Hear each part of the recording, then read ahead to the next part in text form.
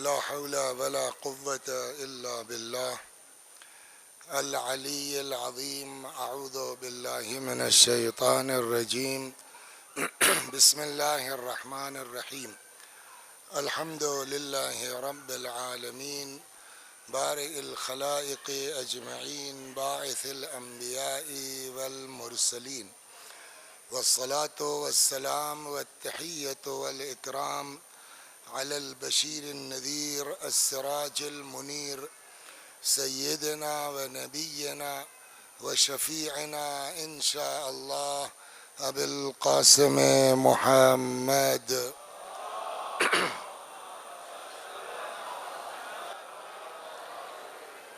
اللهم صل عليه وعلى أهل بيته مظاهر جلالك وجمالك، واللعن على أعدائهم الشاكين فيهم المنحرفين عنهم أجمعين. أما بعد، فقد قال مولانا علي بن موسى الرضا عليهما السلام: إن الله عز وجل أمر بثلاثة مقرون بها ثلاثة أخرى. أمر بالصلاة والزكاة، فمن صلى ولم يزكي لم تقبل منه صلاته. وأمر بالشكر له وللوالدين، فمن لم يشكر والديه لم يشكر الله. وأمر باتقاء الله وصلة الرحم، فمن لم يصل رحمه لم يتق الله عز وجل. صلوات بر محمد و آل محمد.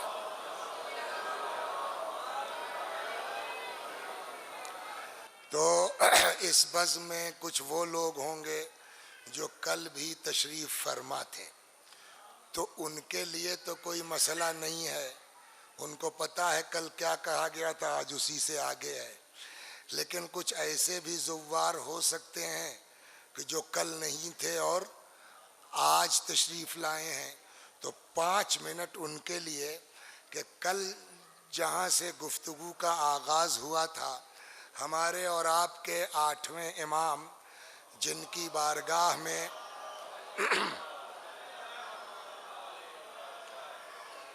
شرف یابی کا شرف ہم سب حضرات کو اس وقت حاصل ہے، حضرت کا کلام ہے، حضرت کا ارشاد ہے کہ اللہ نے 3 چیزوں کو 3 چیزوں کے ساتھ جوڑ کے رکھا ہے، اس طرح کہ پہلی چیز اگر ڈسٹرب ہوئی تو دوسری خود بخود ڈسٹرب ہو جائے گی. جس میں کل جو گفتگو ہوئی وہ یہ تھی کہ حضرت نے فرمایا امر بالصلاۃ والزکوٰۃ، اللہ نے نماز اور زکوٰۃ کا حکم ایک ساتھ دیا ہے. فمن صلی ولم یزکی، اگر کوئی شخص نماز پڑھے اور زکوٰۃ نہ دے تو امام نے فرمایا لم تقبل منہ صلاتہ، تو اس کی نماز بھی قبول. تو کل کا خلاصہ 40-45 منٹ کا یہ تھا کہ سارے اعمال کی قبولیت کا دار و مدار ہے نماز پر. نماز قبول تو سب قبول. نماز کب قبول ہوگی؟ کہ زکوٰۃ دو. زکوٰۃ کا خرچ کیا ہے؟ کل عرض کیا گیا کہ زکوٰۃ غربا کا حق ہے، فقراء کا حق ہے. یعنی گویا دین یہ سمجھانا چاہتا ہے کہ چاہے جتنا سجدہ کرو، جتنا نشان پڑ جائے، جب تک ہمارے غریب بندوں کا خیال نہیں کرو گے ہم اپنی بھی نماز قبول نہیں کریں گے. تو کل ملا کے کیا ہوا؟ سارے اعمال قبول ہوں گے کب؟ جب نماز قبول ہو. نماز قبول ہوگی کب؟ جب فقراء کا خیال کرو گے، زکوٰۃ دو گے. یہ کل کی 40 منٹ کا خلاصہ. اب آج 2 جملہ اور ہے، اس پر گفتگو ہوگی. صلوات بر محمد و آل محمد.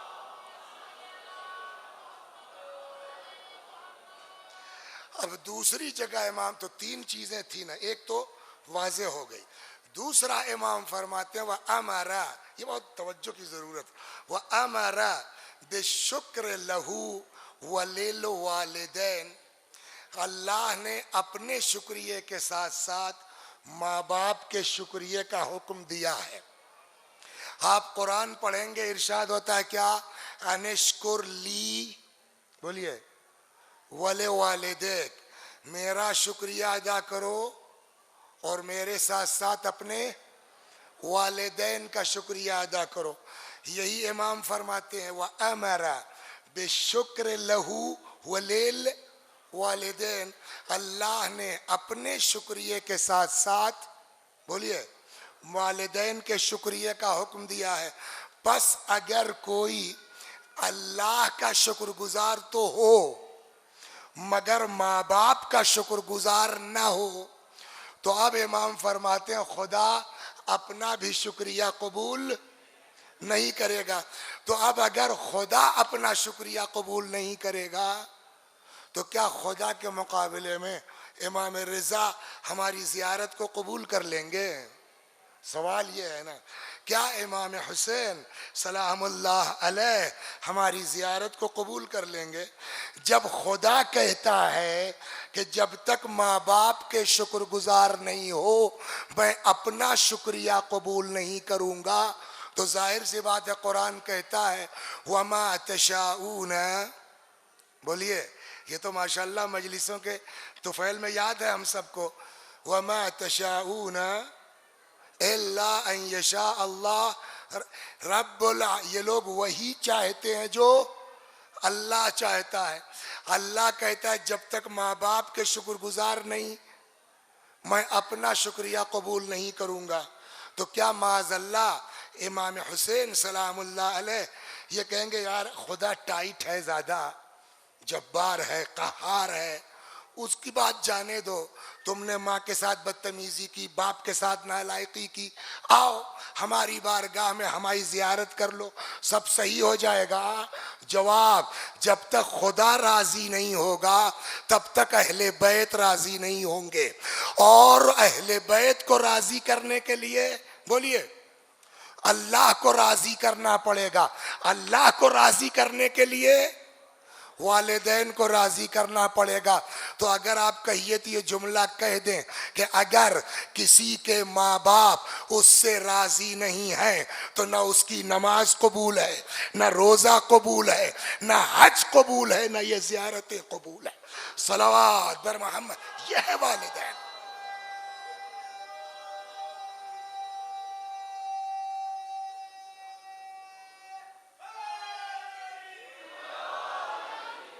یہ ہے والدین. اور میری کوشش یہ ہے آج کی انشاءاللہ اگر حضرت توفیق عطا فرمائیں تو یہاں سے یہ تحفہ لے کے جائیے اور اپنے وطن میں بچوں کو سمجھائیے کہ امام رضا سلام اللہ علیہ کی بارگاہ میں ہم کو یہ چیز ملی ہے کہ کچھ کر لے جاؤ، اگر والدین راضی نہیں ہیں ہماری آپ کی کیا اوقات ہے، ہماری آپ کی کیا حیثیت ہے. ہزار بدماشیاں کیے ہوئے ہم سب لوگ ہیں نا، لیکن رسول اللہ کے زمانے میں جو لوگ ہیں وہ سب تو صحابی ہیں نا، بولیے. اور صحابہ کا مرتبہ ماشاء اللہ، صحابہ کا مرتبہ بھی کم نہیں ہے. یہ اور بات ہے کہ کچھ صحابہ بیچارے ان کی قسمت ٹھیک نہیں ہے، جن کا ذکر ہونا چاہیے ان کو ہم لوگ جانتے نہیں، جن کے ذکر کی ضرورت نہیں ہے ان کو سب پہچانتے ہیں. تو اس طرح کے مظلوم صحابہ بھی ہیں کہ جن کی قبر پکڑ، ایک خباب ابن الارت ہیں رضوان اللہ علیہ، جن کی قبر پہ کھڑے ہو کے امیر المومنین نے دعا کی ہے. اس صحابی کو ہم لوگ جانتے ہی نہیں. تو خیر وہ مسئلہ الگ ہے. ایک جوان انسان، ظاہر سی بات ہے کہ صحابی ہے جو بھی رسول اللہ کے زمانے میں ہے، بستر علالت پر ہے، بہت دنوں سے پڑا ہوا ہے. کسی نے آ کے کہا یا رسول اللہ فلاں آدمی ہے بستر پہ پڑا ہے، مر نہیں رہا ہے، روح نہیں نکل رہی ہے، گھر والے پریشان ہیں. پیغمبر نے فرمایا چلو عیادت کر کے آتے ہیں. میں کہہ رہا ہوں اس قصے کو بہت سنا بھی ہوگا، بہت سے لوگوں نے نہیں بھی سنا ہے یا سنا، اس کو نوٹ کر لیجئے. جا کر کے اپنے علاقے میں اپنے بچوں کو سنائیے ماں باپ کیا ہیں. ماں باپ خوش اللہ خوش. ماں باپ نہ لوح محفوظ کا نام سنا ہے نا آپ نے؟ لوح محفوظ پر سب سے پہلا جملہ معلوم ہے خدا نے کیا لکھا ہے، ابھارا ہے؟ انی انا اللہ. یہ لوح محفوظ کا فقرہ ہے. سب سے پہلے جو خدا نے لوح محفوظ پہ ابھارا، انی انا اللہ لا الہ الا انا من رضی عنہ والدہ فانا عنہ راض. کوئی خدا نہیں سوائے میرے، جس سے ماں باپ خوش اس سے، جس سے ماں باپ ناراض اس سے میں ناراض. مجلس پڑھنے سے مولا خوش نہیں ہوں گے. ممبر پر آنے سے پہلے ماں باپ کو خوش کرو، تب ممبر پر آؤ، اللہ و رسول راضی ہوں گے. صلوات بر محمد و آل محمد. خوب، تو پیغمبر صلی اللہ علیہ وآلہ تشریف لائے، سرانے بیٹھے، فرمایا پڑھو اشہد ان لا الہ الا اللہ واشہد ان محمدً رسول اللہ. صحابی ہے،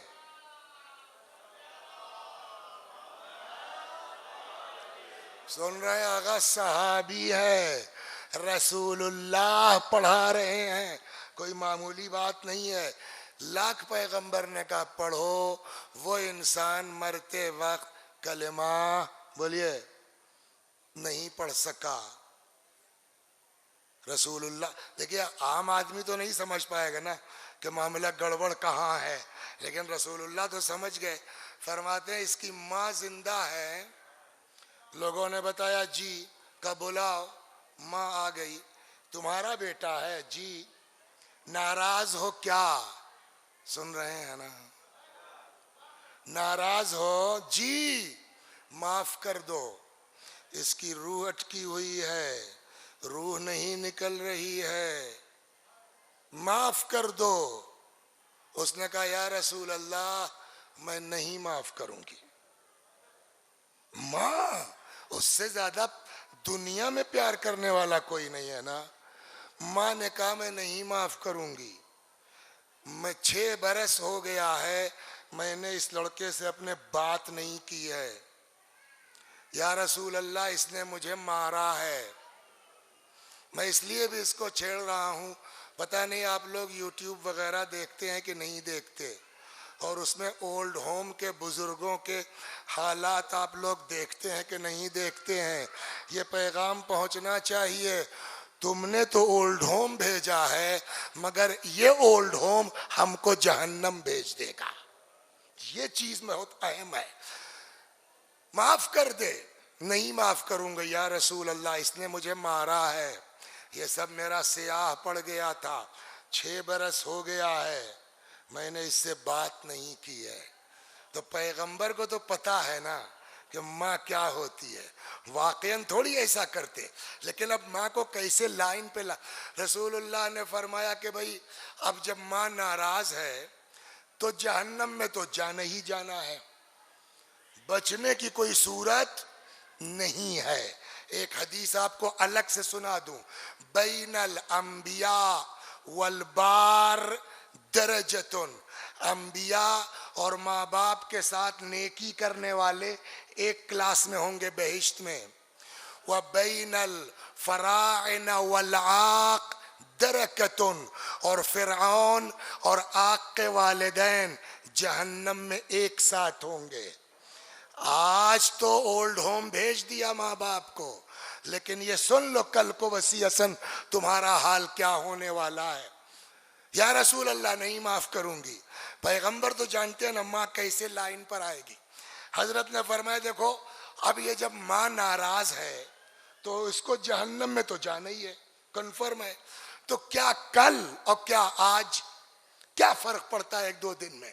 تو ایسا کرو کہ لکڑیاں لے آؤ، آگ جلاؤ، ڈال دو اس کو اسی میں.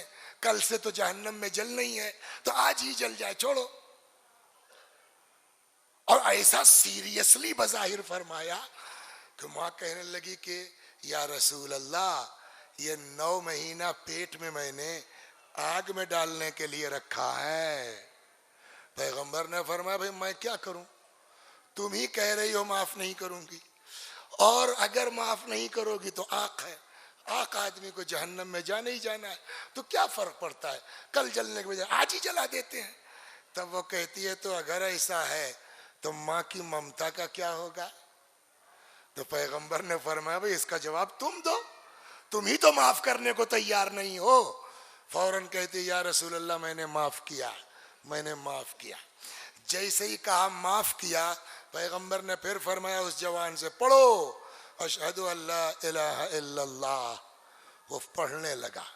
اب جب کلمہ پڑھ چکا تو پیغمبر نے پوچھا کچھ دیکھ رہے ہو؟ ایک بات بتا دیں، ملک الموت کی کوئی خاص شکل نہیں ہے، جیسے ہمارے اعمال ویسی ملک الموت کی شکل و صورت ہے۔ پیغمبر نے فرمایا کچھ دیکھ رہے ہو؟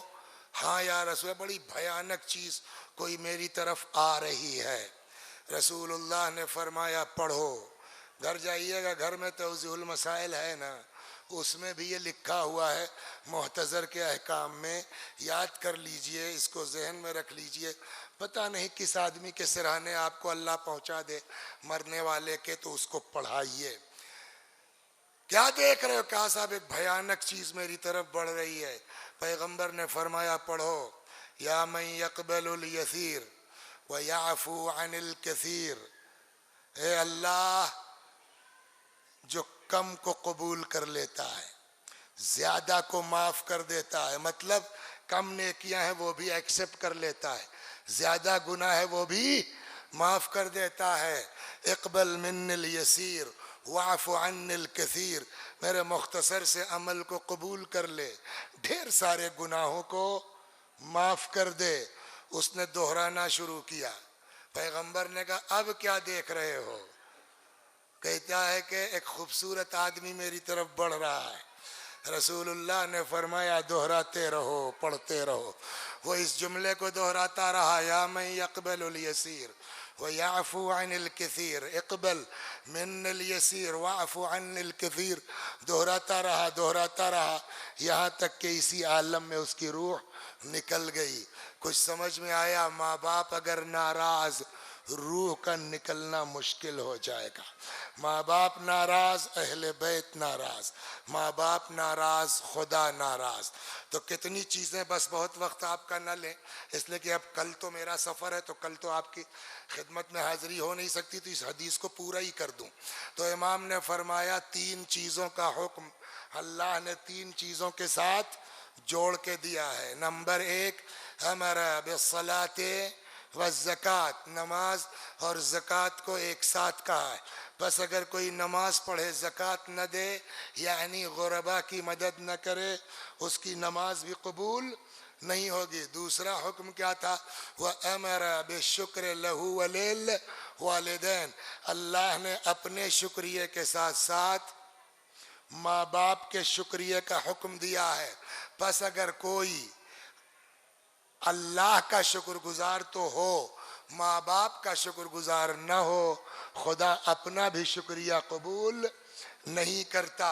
اور تیسرا حکم یہ ہے وَأَمَرَ بِاتِّقَاءِ اللَّهِ وَصِلَةِ الرَّحِمِ، اور تیسرا حکم یہ ہے کہ اللہ نے تقوی اور صلہ رحم کو ایک ساتھ جوڑ کے تو اب ایسے میں فَمَن لَمْ يَصِلْ رَحِمَهُ، اگر کوئی رشتہ داروں کا خیال نہیں کرتا، لم یتق اللہ عز وجل، گویا وہ اللہ کا تقوی بھی اس کے اندر نہیں پائے۔ ایک 10 منٹ اس پر بھی، تو تیسرا حکم، 3 حکم ہوئے نا، نماز اور زکوٰۃ، شکر خدا اور شکر والدین۔ تیسرا حکم کیا ہے؟ امر باتقاء اللہ وصلۃ الرحم، اللہ نے تقوی اور صلہ رحم کا حکم ایک ساتھ دیا ہے۔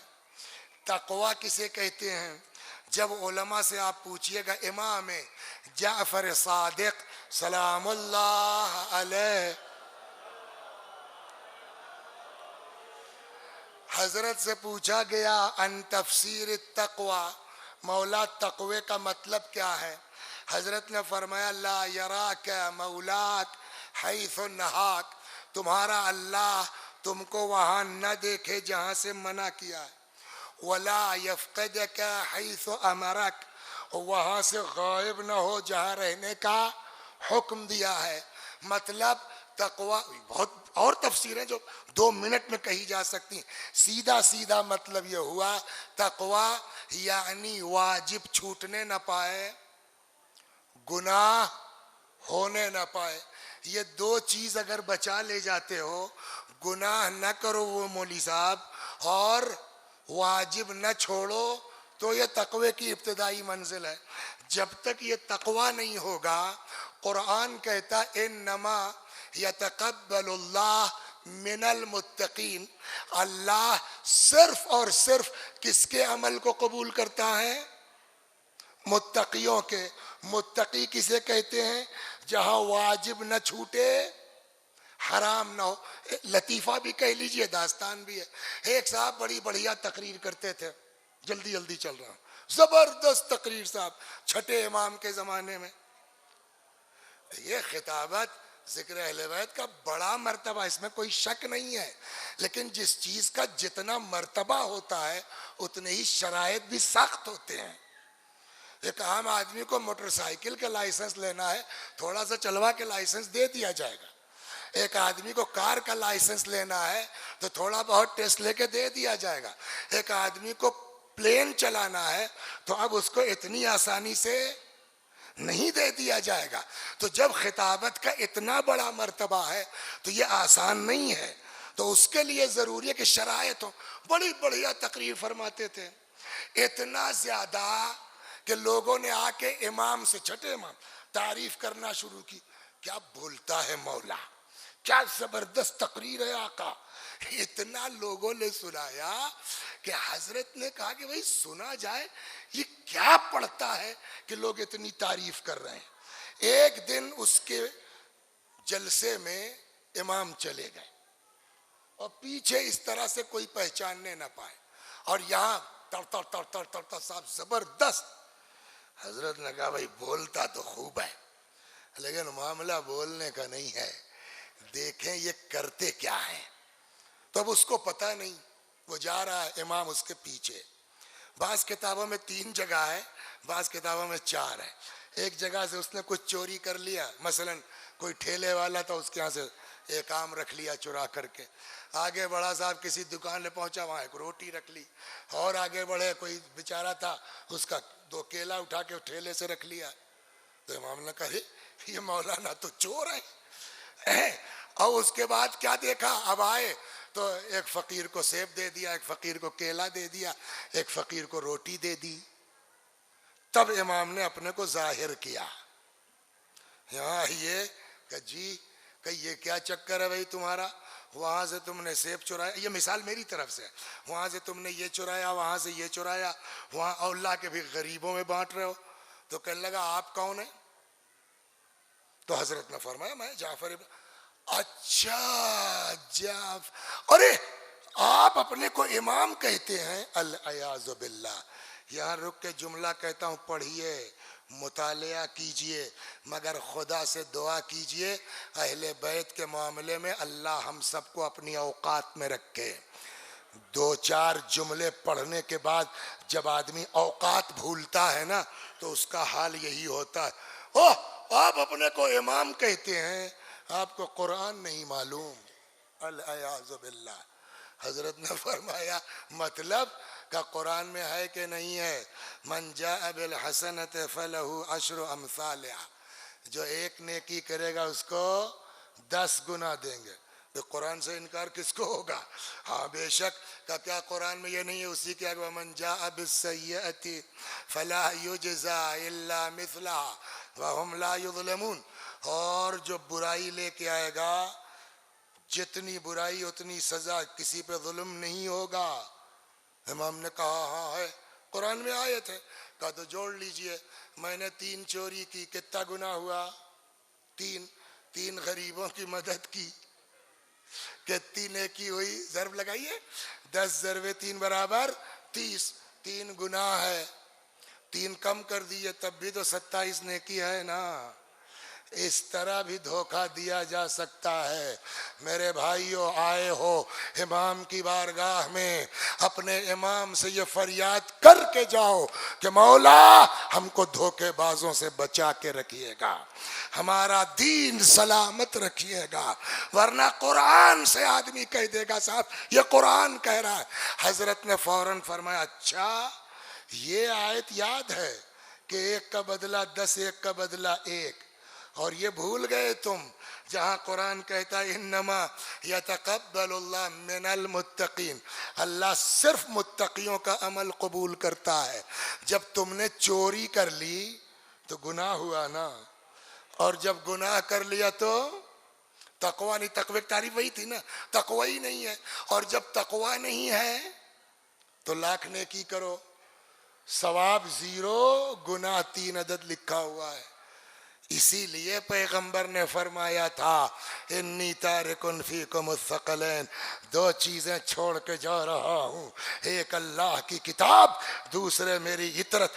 عطرت بتائے گی کہ قرآن سے کیسے فائدہ اٹھانا ہے, ورنہ قرآن کے نام پر بھی ہم کو دھوکہ دیا جا سکتا ہے. صلوات بر محمد. تو اب کل ملا کر کے بات ہماری کہاں پہنچی کہ اگر تقوی نہیں ہے, ثابت ہو گئی نا بات. پھر وہاں سے چلیے, نماز قبول تو بولیے سب قبول. نماز کب قبول ہوگی؟ کہ جب غریبوں کی مدد کرو گے, زکوٰۃ دو گے. اللہ کا شکریہ لاکھ ادا کرو, ماں باپ کا نہیں کرو گے تو اللہ اپنا بھی قبول نہیں کرے گا.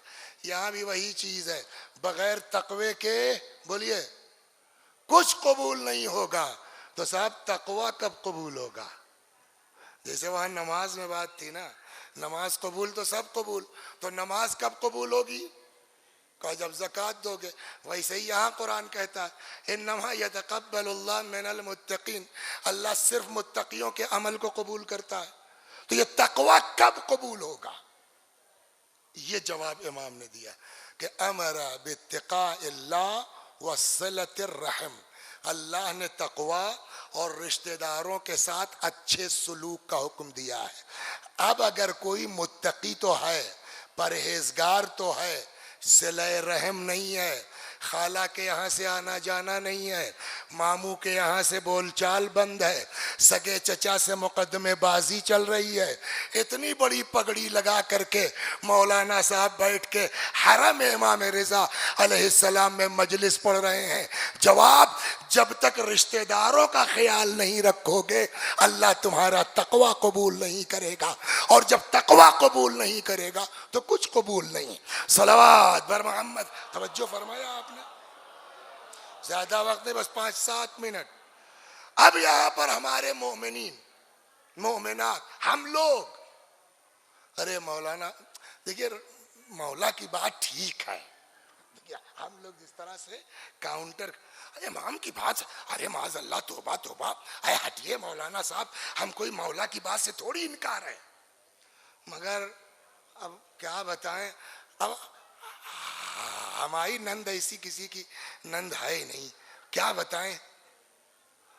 مولا کی بات سے توبہ توبہ انکار تھوڑی ہے, مگر ہمارے چچا نے جو ہمارے ساتھ حرکتیں کی ہیں, مولا کی بات اپنی جگہ سر آنکھوں پر, مگر ہمارے خالہ کے بچوں نے ہمارے ساتھ جو حرکتیں کی ہیں, یہ جواب ہم لوگ دیتے ہیں کہ نہیں دیتے؟ دین کہتا ہے چچا نے چاہے جو کیا ہو, خالہ نے چاہے جو کیا ہو, ماموں نے چاہے جو کیا ہو, نند نے چاہے جو کیا ہو, تم قبر میں اکیلے جاؤ گے مولوی صاحب, تم کو اپنا حساب دینا ہے, ان کو اپنا حساب دینا ہے. تو کیا کریں؟ بس جلدی سے 2 چیز سناتا ہوں.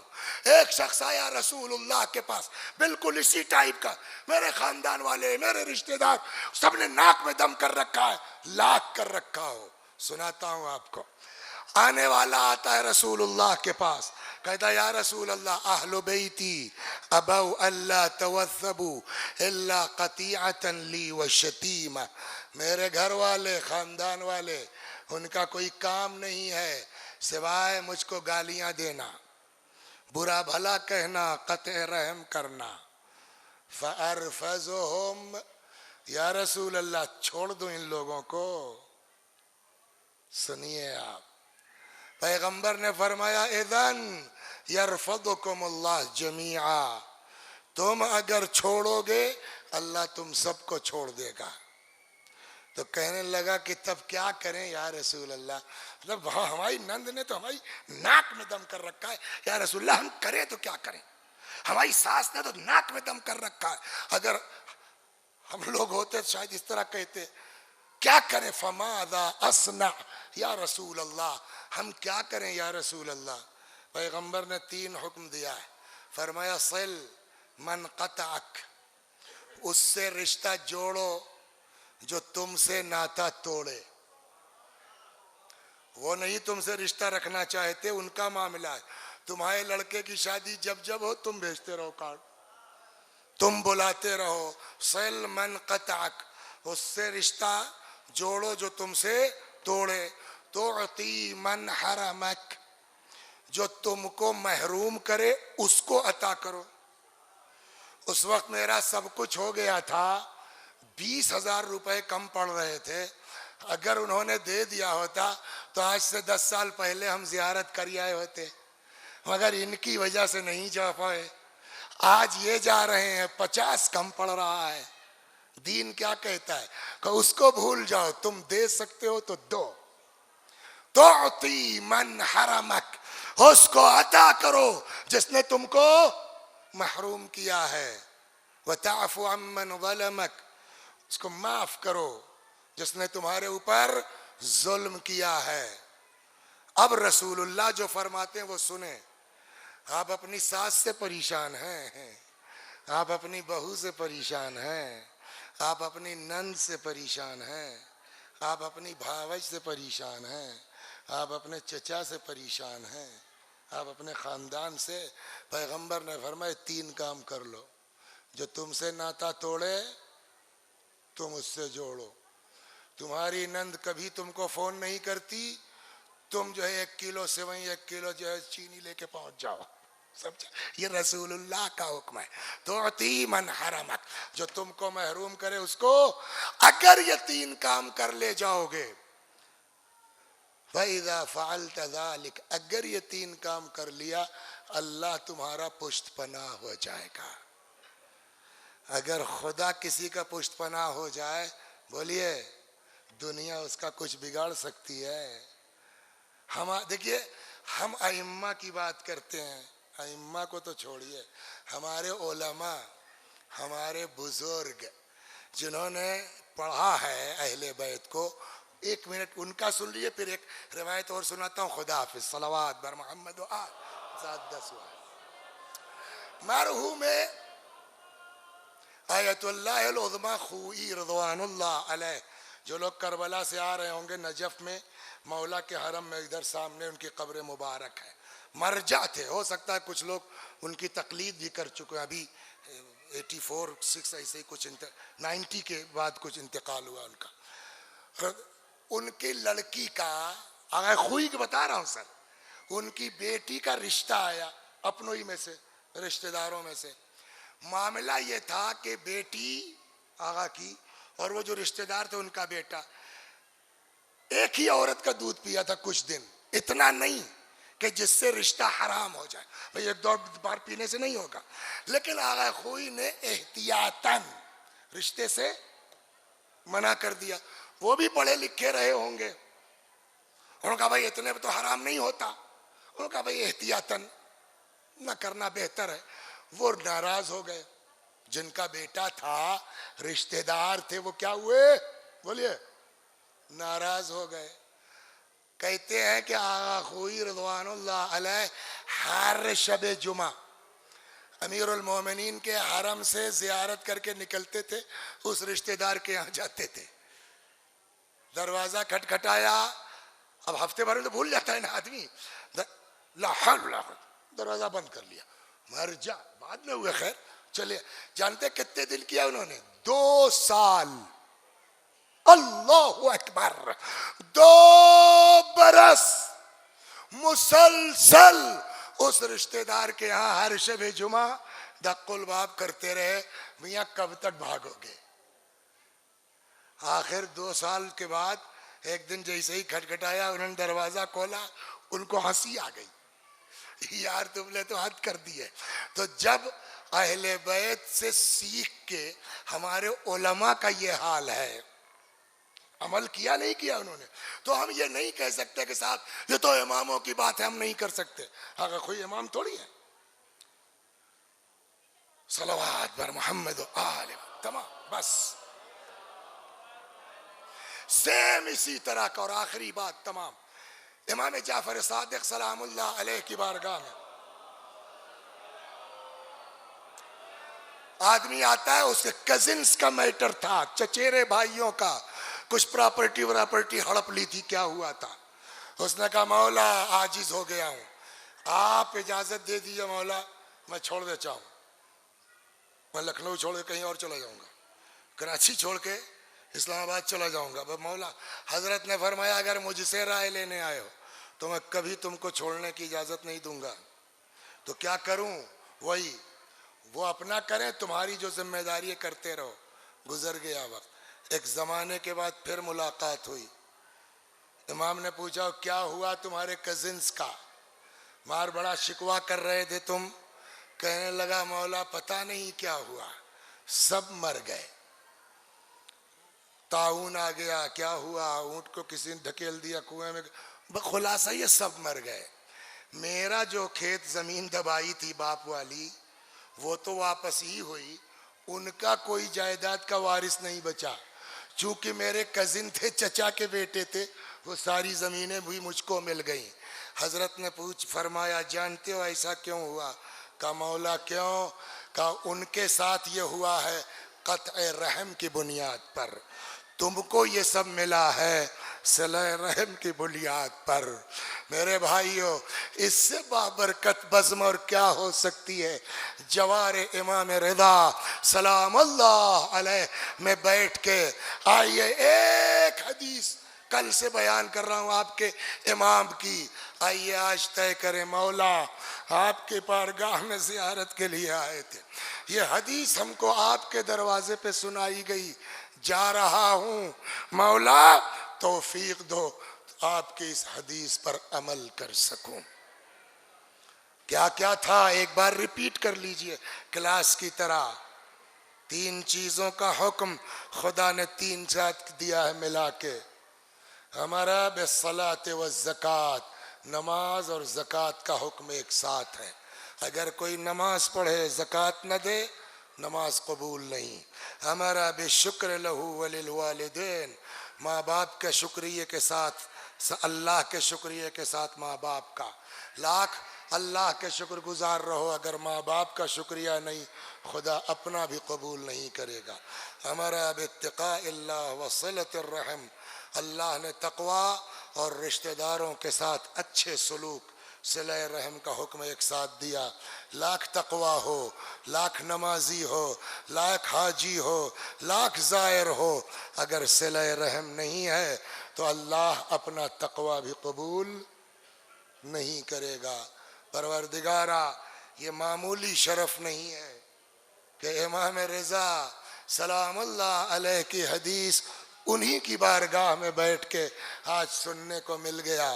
خدا ہم سب کو توفیق عطا فرما کہ حضرت کے اس حکم مبارک پر دل کے ساتھ عمل کر سکیں۔ اللہ اکبر، سب چلے گئے، میرا مولا تنہا ہے، میرا مولا کل بات کہی تھی نا، امام ہی نے فرمایا یا ابن شبیب ان کنت باکیا علی شیء فابک للحسین، اے فرزند شبیب اگر کبھی کسی بات پر رونا آئے تو حسین پر رو۔ دنیا میں کسی کے ساتھ نہیں ہوا ایسا جو میرے آقا کے ساتھ ہوا ہے۔ سناؤں آپ کو بس 2 منٹ۔ آئے میدان میں، لوگ اکثر کہتے ہیں یہ کیا ہے، گھوڑا لیے پھر رہے ہیں، ذوالجناح کے نام پر چومتے پھر رہے ہیں۔ میں کیا بتاؤں میرے بھائیو، تم کو کیا پتا ہے یہ حسین کا ذوالجناح کتنا وفادار تھا؟ انسانوں میں اتنی وفاداری نہیں ہے، خدا کی قسم انسان اتنے وفادار نہیں ہے جتنا میرے مولا کا سچا. دو جملے سن لیجئے. آئے میدان میں لڑتے لڑتے گھوڑے سے زمین پر گر پڑے. شروع کا ایک لائن جو میں عرض کر رہا ہوں وہ میں نے نہیں پڑھا ہے مقاتل کی کتابوں میں، ایک بزرگ عالم دین تھے انہوں نے بیان فرمایا، اور بقیہ تو ہے کتابوں میں، ابھی عرض کرتا ہوں. جیسے ہی ذوالجناح کو احساس ہوا میرا سوار گر پڑا ہے، وہ فرماتے ہیں کہ ذوالجناح سمجھداری ملاحظہ کیجئے، لجام دانتوں میں دباتا تھا اور لا کے امام کے دست مبارک پہ رکھتا تھا. سمجھے آپ کیا مقصد؟ جانور ہے، اپنے دل کی بات تو نہیں کہہ پائے گا نا، لیکن ہم آپ تو سوچ سکتے ہیں، غور کر سکتے ہیں. لا کے رکھتا تھا. کیا مطلب؟ شاید ذوالجناح کے ذہن میں یہ خیال رہا ہو کہ اگر یہ کسی طرح میری لجام پکڑ کے سوار ہو جائے، میں دوڑ کے ان کو زینب تک پہنچا.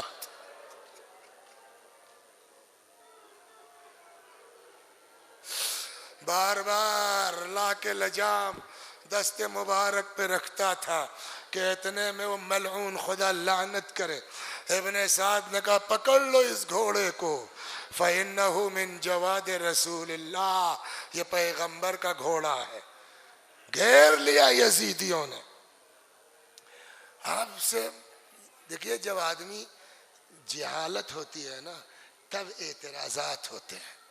آپ سے کیا پردہ امام کی بارگاہ میں ہوں، میری بھی سمجھ میں نہیں آتا تو یہ کیسے ممکن ہے.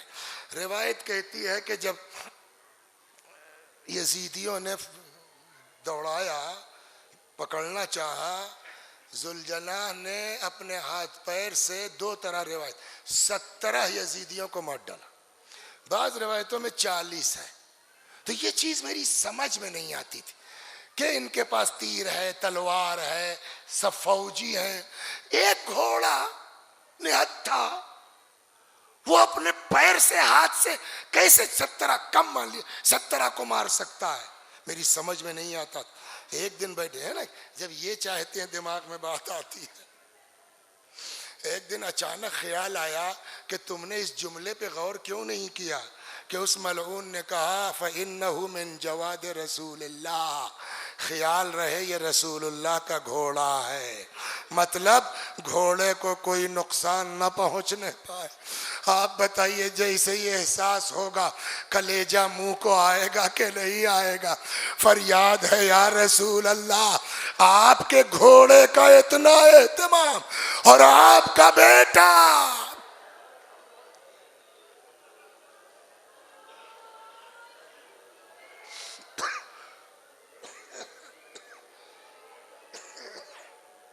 اللہ اکبر، کسی کے قابو میں نہیں آ رہا تھا. آخر میں عاجز آ کے اس ملعون ابن سعد نے کہا کہ جانے دو، دیکھے کیا کرتا ہے. اب جو تاریخ کا جملہ ہے دنیا میں کوئی اتنا وفادار. فوجیں پیچھے ہٹ گئیں. اب روایت کا جملہ فَلَمَّا أَمِنَ الْجَوَادِ، جیسے ہی گھوڑے کو امن کا احساس ہوا، مطلب اب کوئی سپاہی میرے پیچھے نہیں ہے، اب دوڑتا دوڑاتا کتنی دور گیا ہوگا، جہاں بھی تھا جیسے ہی احساس امن ہوا کہ فوجیں سائیڈ ہو گئی ہیں، جہاں بھی تھا بھاگ کے دوڑتا ہوا امام کے پاس آ گیا. سنیے بس 2-3 منٹ. جانتے اب لجام نہیں رکھ رہا ہے، اس لیے کہ لگتا ہے مایوس ہو گیا کہ اب یہ سوار ہو نہیں پائیں گے. جانتے پھر کیا کیا؟ اپنی پیشانی کو، یہ شاید اپنے کاکل زلفوں کو امام کے خون میں رنگین کیا.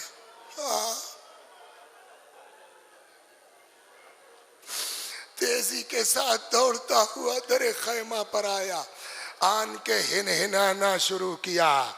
ہم اور آپ جانور کی زبان نہیں سمجھتے نا، تو ہم کو تو سمجھ میں ہم یہی سمجھیں گے جانور ہے، گھوڑا ہے، ہنہنا رہا ہے.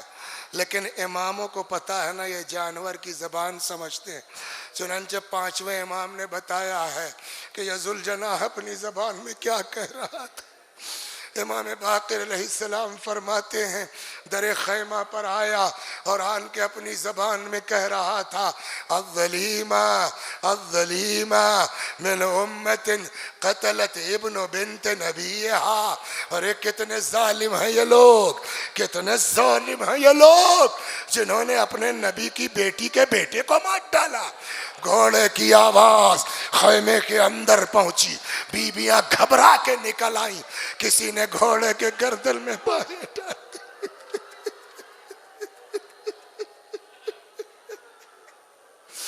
کسی نے گھوڑے کے گردن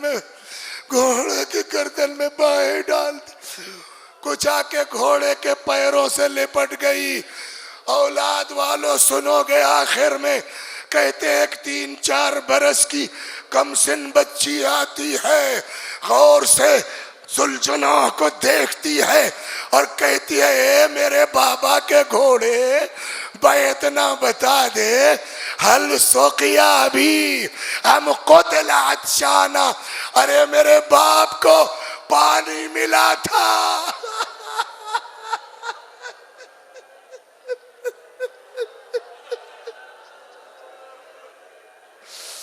حل سقیا بھی ہم قتل عطشانا، ارے میرے باپ کو پانی ملا تھا.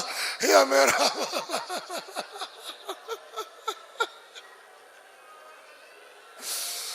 میرا بابا پیاسا مارا گیا. وَسَيَعْلَمُ الَّذِينَ ظَلَمُوا